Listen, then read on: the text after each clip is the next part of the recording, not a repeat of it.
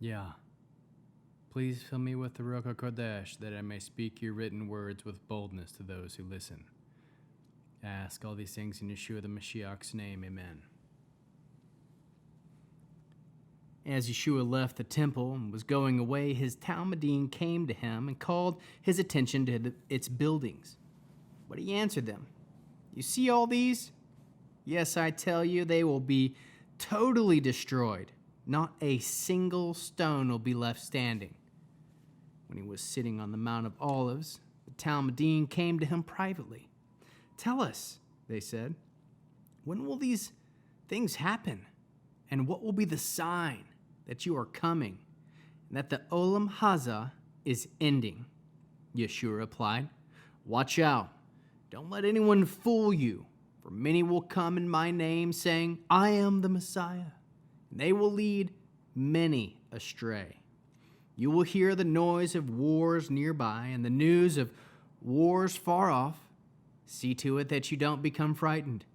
Such things must happen, but the end is yet to come. For peoples will fight each other, nations will fight each other, and there will be famines and earthquakes in various parts of the world. All this is but the beginning of the birth pains. At that time, you will be arrested, handed over to be punished, and put to death. And all the peoples will hate you because of me. At that time, many will be trapped into betraying and hating each other. Many false prophets will appear and fool many people. And many people's love will grow cold because of the increased distance from Torah. But whoever holds out till the end will be delivered. And this good news about the kingdom will be announced throughout the whole world as a witness to all the nations. It is then that the end will come. So when you see the abomination that causes desolation spoken about through the prophet Daniel standing in the holy place, let the reader understand the allusion. That will be a time for those in Yehuda to escape to the hills. If someone is on the roof, he must not go down to gather its belonging from his house. If someone is in the field, he must not turn back to get his coat. What a terrible time it will be for pregnant women and nursing mothers. Pray that you will not have to escape in winter or on Shabbat. For there will be trouble then worse than there has ever been from the beginning of the world until now. There will be nothing like it again. Indeed, if the length of this time had not been limited, no one would survive. But for the sake of those who have been chosen, its length will be limited. At that time, someone says to you, "Look, here's the Messiah," or "There he is." Don't believe him, for there will appear false messiahs and false prophets, performing great miracles, amazing things, so as to fool even the chosen, if possible. There, I have told you in advance. So if people will say to you, "Listen, he's out in the desert," don't go or look. "He's hidden away in a secret room," don't believe him. For when the Son of Man does come, it will be like lightning that flashes out from the east and fills the sky to the western horizon. Wherever there's a dead body, there you will find the vultures. But immediately following the troubles of those times, the sun will grow dark, the moon will stop shining, the stars will fall from the sky, and the powers in heaven will be shaken. Then the sign of the Son of Man will appear in the sky. All the tribes of the land will mourn, and they will see the Son of Man coming on the clouds of heaven with tremendous power and glory. He will send out his angels with a great shofar, and they will gather together his chosen people from the four winds, from one end of heaven to the other. Now let the fig tree teach you its lesson. When its branches begin to sprout and leaves appear, you know that summer is approaching. In the same way, when you see all these things, you are to know that the time is near, right at the door. Yes, I tell you that this people will certainly not pass away before all things happen. Heaven and earth will pass away, but my words will never pass away. But when that day and hour will come, no one knows. Not the angels in heaven, not the Son, only the Father. For the Son of Man's coming will be just as it was in the days of Noah. Back then, before the flood, people went on eating and drinking, taking wives and becoming wives, right up to the day Noah entered the ark. And they didn't know what was happening until the flood came and swept them all away. It will be just like that when the Son of Man comes. Then there will be 2 men in the field. One will be taken and the other left behind.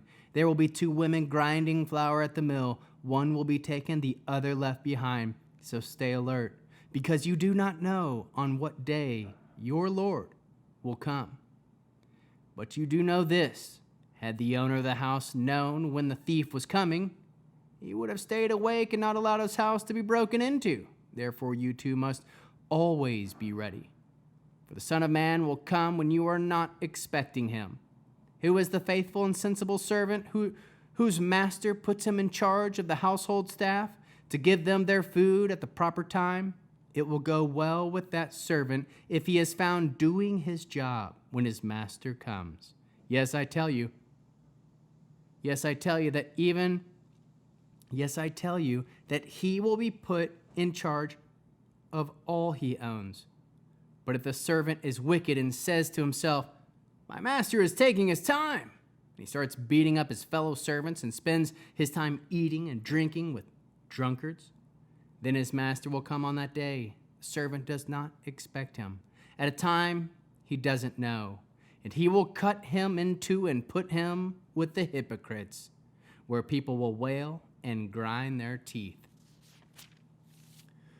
First, I want to point something out. Yeshua is talking about the future end times.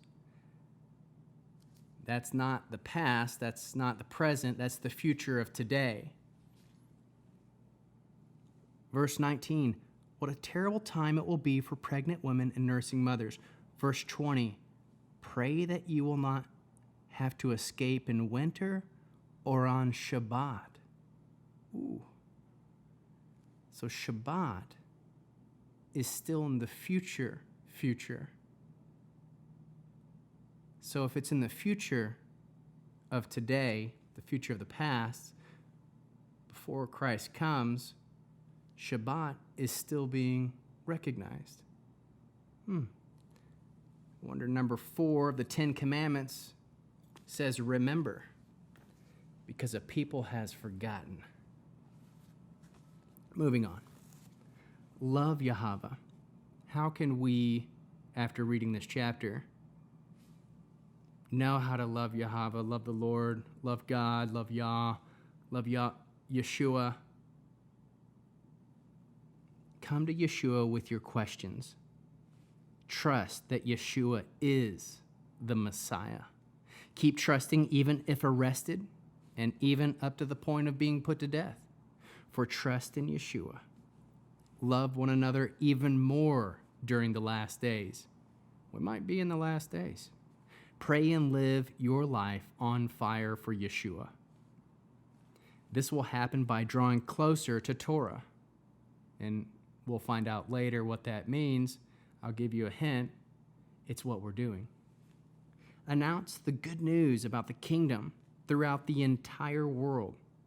Be a witness to all nations. Keep your eyes fixed on Yeshua. Be aware of the times that are here and that are to come. Look forward to the day of the Lord. Be ready. Expect his coming at any moment. Be a faithful servant continually. Be a sensible servant continually. How can we love others?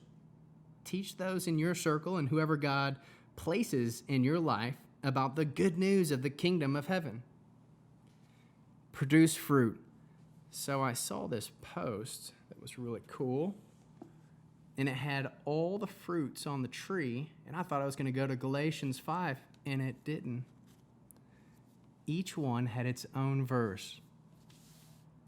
So I trust this person that these verses will line up, and we'll find out in the next few minutes if they do or not. So love, Matthew 22:39.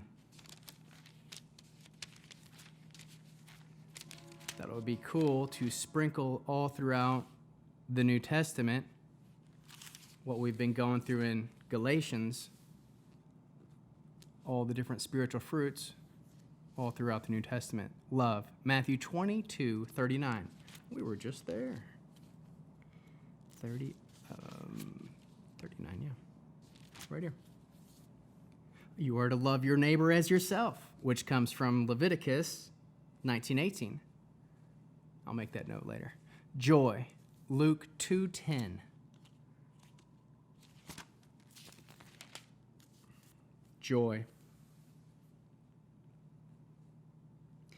But the angel said to them, "Don't be afraid, because I'm here announcing to you the good news that will bring great joy to all the people." Check. Peace, Philippians 4:7. Galatians, Ephesians, Philippians. Philippians 4:7. Then God's shalom. Now, shalom is Hebrew for peace. Then God's peace, passing all understanding, will keep your hearts and minds safe in union with the Messiah Yeshua. Check. Patience. Ooh, Old Covenant. Proverbs 25:15. Who wrote Proverbs? Give you a hint, he was the wisest man that ever lived. Son of a king. That king was known as a man after God's own heart. That king was David. That king had an affair, got caught, child dies, marries, has another baby, and that is the author of Proverbs, Shlomo, Solomon. Patience, Proverbs 25:15. I hope you had patience on that one. With patience a ruler may be won over, and a gentle tongue can break bones. Check. Kindness, Ephesians 4:32. Ooh, 4:32. Ephesians, way before Hebrews. Galatians, Ephesians 4:32.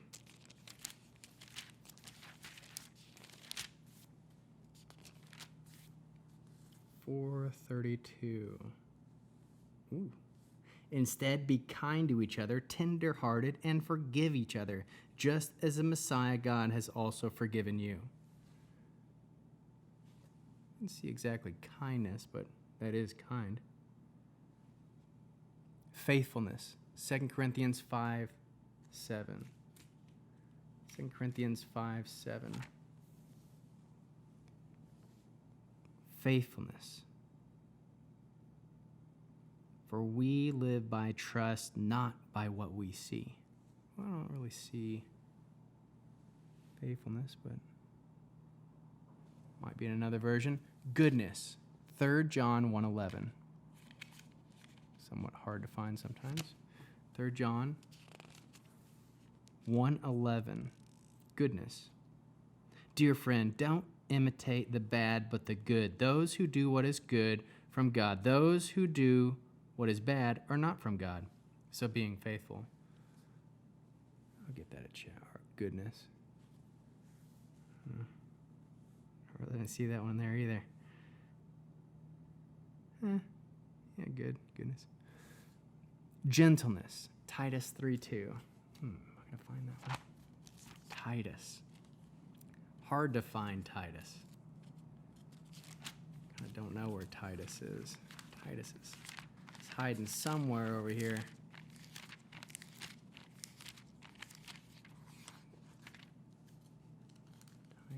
Titus. Ooh. Make this real easy. When you don't know exactly where it's at, you look it up. Titus. Ooh, Philemon. 17:21. That was easy. Titus 3:2, gentleness. 3:2. To slander no one, to avoid quarreling, to be friendly, and to behave gently toward everyone. Bam. Self-control. 1 Peter 4:7. Ooh, Peter 4:7. Ooh, easy. Self-control. The accomplishing of the goal of all things is close at hand. Therefore, keep alert and self-controlled that you can pray. Check. Very cool. And those are the little fruits in the tree I found that are outside of Galatians 5, all throughout, actually the whole Bible. Very neat. Bear one another's burdens. Bear one another's burdens. Have you found your way to bear your neighbor's burden? Have you defined who your neighbor is? Your boss, your coworker, your real neighbor that's next to you, lives next door or across the hall, the homeless man that you pass, the random stranger on the dart rail. I pray that you find ways, pray for opportunities. How can you bear your brother's burden, your sister's burden, especially this weekend? After the excitement of He has risen, which is awesome, don't let that die down in your own life. Let that fire build within